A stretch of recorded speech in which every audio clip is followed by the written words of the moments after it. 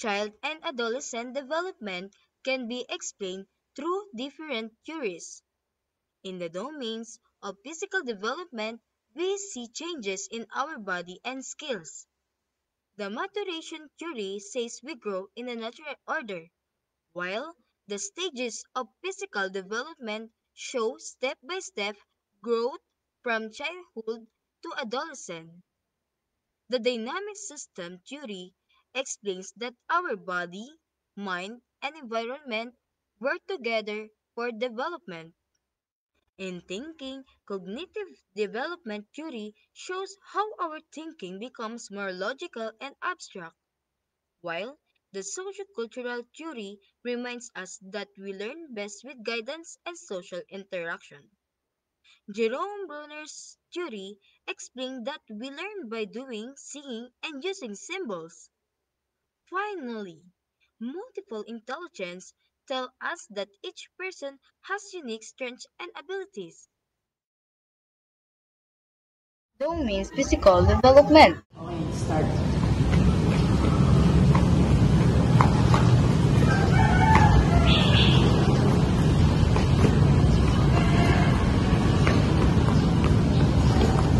Okay, break time ka muna.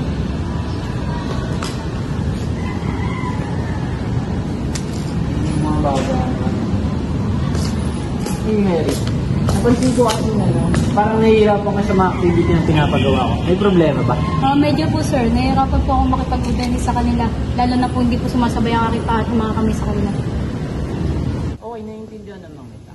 That actually falls under motor coordination, which is part of your neuromuscular domain. Ay hindi agad nasanay sa ganun. Ayos lang yan. And sometimes, we develop over time.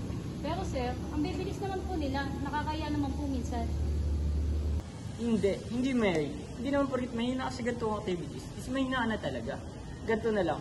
Bukas is magpa-plus tayo ng 10 minutes kada activities na gagawin mo. Like step touch and cone tapping. Okay po sir. Pero paano pag di pa din ako gumaling? Then, you try another approach. Physical development is progressive. Hindi mo kayang perfectin ito ng isang linggo lang. Focus tayo sa improvement, not perfection. Gets ko na po. So parang iba-iba po tayo ng aspekto. Physical growth, coordination, parang strength, balance, tsaka flexibility. Exactly. Yan ang tinatawag nating domain. And the good news is, lahat yan ay pwedeng trade. Kaya mo yan, Mary. Thank you po sir. I do my best. That's all I ask. Andito lang naman ako para i-guide ka. The neuromuscular domain could mean the area of study of function involving the interaction between nerves and muscles. Domains of physical development are the key areas in which a person's physical abilities grow, including movement, coordination, strength, and body control. Maturation theory. Marco, napansin mo ba si Mark? Dahil kasi siya nahuli sa pagtakbo sa PE, tapos parang awkward niya pa rin gumalaw. Oo nga eh. Pero alam mo, hindi naman siguro tamad si Mark. Baka may kinalaman niya sa maturation theory. Maturation theory? Ano yun? Yun yung idea na bawat bata ay may sariling pace sa development, lalo sa physical and mental growth. Hindi natin pwedeng expect na sabay-sabay sila mag-improve. So kahit magkaedad kami ni Mark, possible na mas delay lang siya sa development? Exactly. Hindi ibig sabihin na may problema. Ibig sabihin lang, kailangan niyang dumaan sa natural na proseso. Hindi natin pwedeng pilitin si Mark. Kaya pala minsan kahit anong practice niya, parang hirap pa rin siya. So dapat di siya nape-pressure. Tama. Kasi ayon sa maturation theory ni Arnold Giselle, development is biological driven. Darating at darating yan sa tamang panahon. Gets ko na, kaya pala, dapat pala mas supportive tayo kay Mark. Hindi yung tinatawanan natin siya pag nauuntog o nadadapa, di ba? Oo, hindi lahat ng development sabay-sabay. May nauna sa coordination, may nauna sa height o sa strength. Pero lahat dumadaan dyan. Thank you, Marco. Ngayon naiintindihan ko na. Next time, tutulungan ko na si Mark kaysa i-judge agad. Good idea, Riza. I'm sure makakatulong yan sa confidence ni Mark. Stages of physical development.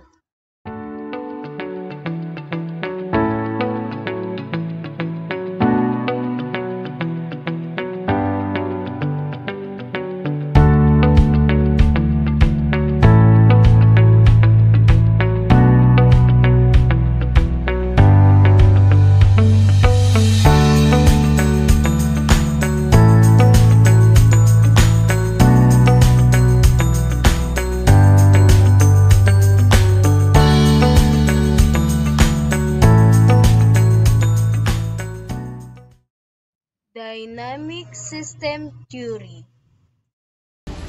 Jen, alam mo ba natin papaliwanag ang dynamic system theory ng simple lang? Parang kahit maliit na pangyayari, malaki ang epekto over time. Tulad ng butterfly effect, right? Dynamic system theory highlights how small changes can lead to big. You can say systems organize themselves without a constant limit. That is self-organization. So in a relationship, you might have cycles of happiness and stress. That's a kind of a tractor. Relationship goes up and down. Okay. Paano naman natin gawin yung situational action para more Jen, napansin mo ba sa relationship ni Danny and Mark pag nag-aaway sila? Parang nawawala agad yung closeness, no? Pero pag nag-date sila, nagiging okay din naman. Oo nga eh. Parang emotional cycle ng mga ups and downs talaga. That's dynamic system. Sila as a couple, the attractor may be being caring but stress pushes them away. Then after that, they naturally go back. So kahit may conflict, Yes, a system can be sensitive to initial conditions, self-organize, and produce emergent patterns all in. sana maintindihan ng audience natin. Love, alam mo ba kanina si Daniela? Ayaw niya sumagot sa tawag ko. May importante kaming gagawin, ayaw niya sumagot. Naudot tuloy yung pupuntahan namin. Love, ano ba? Nakikinig ka ba? Kanina ka ba? Ha? Ano yun? Hay nako, bahala ka sa buhay mo. Kanina ka pa. Pasensya na, naglalaro Ay, kasi nako. ako eh. Ano ba naman yan? Nagtampo na naman. Love, tara kain tayo. Saan naman tayo kakain? Hindi ko alam. Saan ba may masarap na kainan dito? Bakit ako? Di ba ikaw unang nag-aaya? Dapat alam mo kung saan tayo kakain.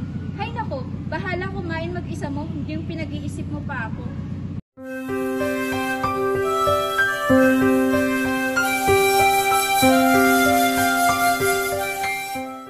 Cognitive development. Janet, alam mo ba yung pinsan kong 4 years old, sinabihan kong huwag kainin yung clay, tapos alam mo anong sabi niya? Ano? Sarap eh. Di ba obvious namang hindi clay yun? Classic yan, Danny. Jay will be proud. Wow, 4 stages? Parang video game na nga, level. Oo nga, parang ganon, ha? O eto ha, i-explain ko ng simple. Ha? PJ? Sino PJ? Taga-barangay ba yan? Hindi, no? Siya si Jane PJ at sikat siya na psychologist. At siya yung gumawa ng cognitive development theory. Ay wow, so ano yun? Parang growth ng utak? Exactly. Sabi sa theory niya, ang pag-iisip ng isang bata ay nababago habang tumatanda. At meron siyang 4 stage. First, sensory motor stage, age 0 to 2 years old. Dito, ang mga babies ay puro senses at movement lang ang ginagamit.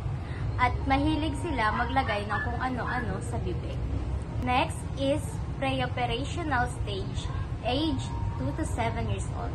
Ito naman yung stage ng pinsan mo. Mahilig sila sa imagination, pero egocentric pa sila. Thanks, Janelle. Hindi lang ako nabusog sa kinain natin. Nabusog din yung utang ko. You're welcome! Next time ulit na chikahan. Ayos yan ah. Next time, pag nakita ko ulit yung pinsan kong kumakain ng clay, ang sasabihin ko, pre-operational stage ka pala Huwag ganon. Sabihin mo sa pinsan mo na bawal yon. Pero at least, naintindihan mo kung bakit niya ginawa yon. Kaya pala marunong na ako magdrama sa buhay. What if hindi pala ako meant to be happy? Yes, Danny. That's very formal, operational of you. So, ibig sabihin, hindi lang pala tumatanda ang isang tao. May proseso rin sa pag-develop ng isip. Correct. Dapat malaman natin ang stage ng isang bata para ma-adjust natin sa kanila ang approach. Formal operational stage. Edad, 12 years old and up. Dito naman, tayo dapat ay nakakaintindi ng abstract ideas, hypothetical thinking, at reasoning. Next, concrete operational stage, 7 to 11 years old. Mas may logical na sila, pero kailangan ng concrete example, kaya effective sa kanila yung visual aids sa school. Sociocultural.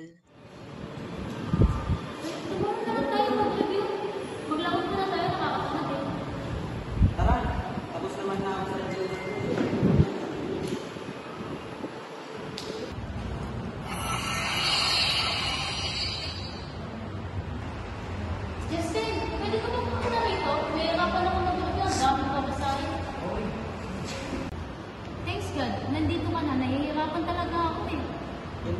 kahapon binigyan tayo ng time pero post lang kayo laro. Dapat kasi meron kayong time management. Kasi mahalaga talaga ang oras. Once na ginamit mo ito sa mali, hindi mo na ito mababalik. I didn't know eh. Akala ko kasi madali lang. Ang dami pa lang babasahin. Ganito kasi, mga important details or keywords lang ang kunin mo. Then after that, pag-aaralan mo na. Really? Kaya pala napapadali yung pag-review mo. Dahil may way ka pala para mapadali yung pag-aaral mo. Exactly. Dapat talaga may sapat kang oras para sa pag-aaral. Lalo na college na tayo ngayon. Hindi dapat yung ganun. From now on, gagawin ko na yung mga sinabi nyo para hindi na ako mahihirapan mag-review at hindi na ako at iwasan ko na rin ang mag-copy. Tama yan. Glad to know. Naniniwala kasi ako na mas mapapadali ang pag-aaral kung may sapat ka na oras. At alam mo, minsan ka nagsisimula. Let's go.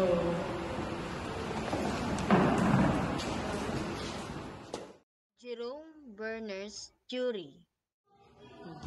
Hello everyone, today we will show you how Jerome Bruner's theory works.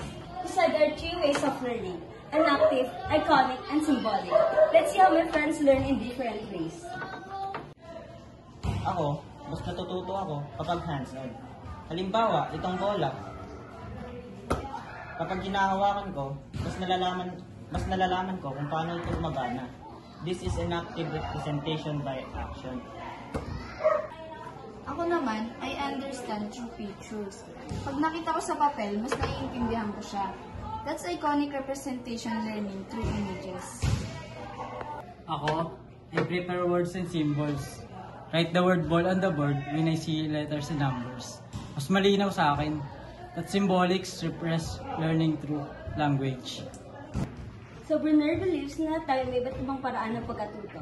Some people learn by doing, by seeing, or by reading or symbols. Daddy, ako, mas natututo kapag may actual. Ako naman, kapag may drawings o pictures. And me, kapag may text at explanation. Sabi nga ni Jerome, teacher use all these ways para mas mapadali ang learning for everyone. Multiple intelligence. Alam niyo guys, music is really my passion. Every time I play guitar, I feel alive. Maybe my strength is musical intelligence. Tama ka, Marco. Ako naman, I love reading and writing stories. Words are my power. That's why my strength is linguistic intelligence. Wow, ang galing! Ako naman, I can sit still too long. I like sports like playing basketball with dancing. So my body is my talent. So my strength is bodily kinesthetic intelligence. Same here, pero iba sa akin eh. I enjoy talking and helping others.